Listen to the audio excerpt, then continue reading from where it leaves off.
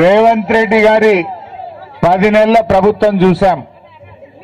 10 నెలల రేవంత్ రెడ్డి ప్రభుత్వంలో ప్రజలంటే పట్టింపు లేదు, రైతులంటే లెక్కే లేని విధంగా రేవంత్ పాలన ఉన్నది. మీరే చూశారు ఏం మాట్లాడిండు. మొదటి రోజే రైతు రుణమాఫీ చేస్తా అన్నాడు. మొదటి సంతకం రైతు రుణమాఫీ మీద అన్నాడు. అయిందా? 9 తారీఖు నాడు చేస్తానికి ఒక బాపు మంచిగా యాద్ చేసిండు. 9 తారీఖు గాలే. మళ్ళా నేను ఎంబడబడి రోజు అడుగుడు పెడితే 15 ఆగస్టులోగా తప్పకుండా చేస్తా అని పార్లమెంట్ ఎన్నికల ముందు నమ్మించి ఓట్లు వేయించుకున్నాడు. 15 ఆగస్టుకు అటున్న సూర్యుడు ఇటు మొలిసినా, ఇటున్న సూర్యుడు అటు పొడిసినా రుణమాఫీ ఆగది అన్నాడు. కొమరెల్లి మల్లన్న దేవుని మీద ఒట్టు పెట్టిండు, మెదక్ చర్చి మీద ఒట్టు పెట్టిండు, యాదాద్రి లక్ష్మీ నరసింహస్వామి మీద ఒట్టు పెట్టిండు, భద్రాద్రి రామచంద్ర స్వామి మీద ఒట్టు పెట్టిండు, యాడబోతే ఆడ ఒట్లు పెట్టిండు. పెట్టిండా లేదా? సమ్మక్క సారాలక్క మీద కూడా ఒట్టు పెట్టిండు. పెట్టిండా లేదా? అన్నిటి మీద ఒట్టు పెట్టిండు. 15 ఆగస్టులోగా రుణమాఫీ చేస్తా అని చెప్పి పెద్ద మొనగాన్ లెక్క మాట్లాడిండు. ఏం వెళ్ళిండు? మొనగాడు కాదు, వీడు మోసగాడని తెలిపింది. అవునా కాదా? ఇప్పుడు 15 ఆగస్టులోగా రుణం మాఫీ చేస్తా అని చేయకపోతే ఏమంటారే? మోసం అంటారా? అదరా రైతు భరోసా నేను 10,000 కాదు 15,000 ఇస్తాను ఇవ్వకపోతే ఏమంటారే? 2,000 పింఛన్ బదులు 4,000 ఇస్తాను ఇవ్వకపోతే ఏమంటారే?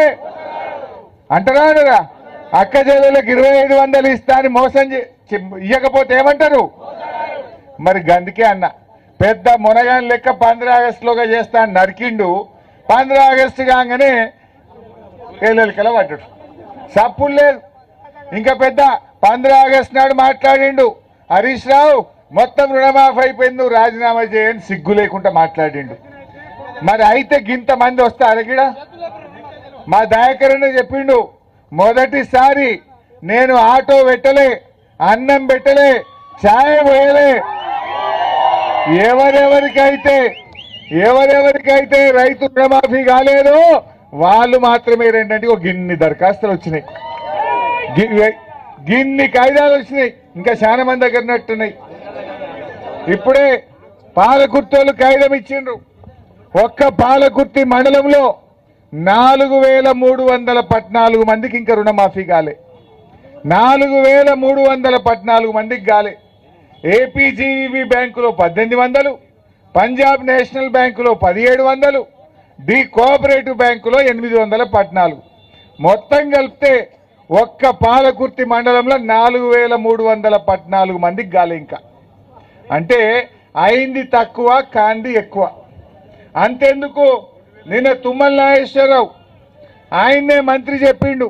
ఏమన్నాడు? మేము 22 లక్షల మందికి చేసినాం, ఇంక 20 లక్షల మందికి చేయలేదని వ్యవసాయ మంత్రి చెప్పిండు. అయితే ఆయన చెప్పిన 22 లక్షల మందికి కూడా మొత్తం కాలే. బ్యాంకులకు వచ్చినాక పాస్బుక్ మీద ఒక పేరున్నది, నీ ఆధార్ కార్డు మీద వేరే పేరుందని కొందరికి ఆగింది. ఆధార్ నంబర్ మ్యాచ్ అయితే లేదని కొందరికి ఆగింది. నీ భార్య పేరు చెప్పు అని కొందరికి ఆపిండ్రు. మా ఊర్లో ఒక ఆయన పెద్ద మనిషి ఉంటాడు, ఎల్లారెడ్డి అని, ఇబ్రాహీంపూర్ గ్రామం, సిద్దిపేట మండలం. ఆయనకు 51 ఏళ్ళు ఉంటాయి. ఆయన బ్యాంకుల దగ్గరికి పోయి నాకు రుణం మాఫీ ఎందుకు కాలేదని అడిగిండు. నీ భార్య పేరు చెప్పు అని అడిగిరట. అరే నేను పెళ్ళే చేసుకోలేదా, భార్య పేరు ఎడికెళ్ళి చెప్పాలన్నాడు. అంటే నువ్వు భార్య పేరు చెప్పలేదు కనుక, నీ భార్య ఆధార్ కార్డు ఇవ్వలేదు కనుక నీకు రుణమాఫీ కాదుపో అన్నారట. ఇప్పుడు ఈ 51 ఏళ్ళకి నాకెవడు పిల్లని ఇస్తాడు? ఈ రేవంత్ రెడ్డి అంటాడు ఎప్పుడు రుణమాఫీ చేస్తాడని ఆ ఎల్లరెడ్డి నా దగ్గరికి వచ్చి మొత్తుకోవట్టే. అంటే ఏమి రాజ్యం ఇది? 31 కుంటి సాకులు పెట్టి ఎట్ల కోత పెట్టాలని ఆలోచన చేసిండ్రు, ఎట్లా రైతు రుణమాఫీ ఎగబెట్టాలని ఆలోచన చేసిండ్రు. పెళ్లిగా లేదని ఒకనికి, భార్యకు ఆధార్ కార్డు లేదని ఒకని చెప్తారు. ఒక ఆయన వాళ్ళ భార్య ఎప్పుడో 2010లో చచ్చిపోయిందట. ఈయనకు రైతు రుణమాఫీ ఆగింది. ఎందుకు ఇవ్వమని అని అడిగితే నీ భార్య ఆధార్ కార్డు తీపో అన్నారట. అరే ఆధార్ కార్డు పుట్టింది 2011లా, నా భార్య చచ్చిపోయింది 2010లా, నేను ఎడికెళ్ళి తేవాలి ఆధార్ కార్డు అని ఆయన అన్నాడట. అంటే ఇవన్నీ తలతిక్క పనులు. ఎగబెట్టే పనులు, మోసం చేసే పనులు. అందుకే రేవంత్ రెడ్డి ఎలక్షన్ల ముంగడ బాగా మాట్లాడిండు. కానీ ఇప్పుడు తెలంగాణ ప్రజలు ఆయన మోసగాడు అని అంటున్నారు. ఇవాళ రైతుల అవ్వ తాతలందరూ 4000 పింఛన్ ఇస్తాను మోసం చేసిన మోసగాడు అంటున్నారు. రాష్ట్రంలో ఉండే అక్క చెల్లెళ్ళు నెలకు 2500 ఇస్తాని మోసం చేసిన మోసగాడు అని పిలుస్తున్నారు.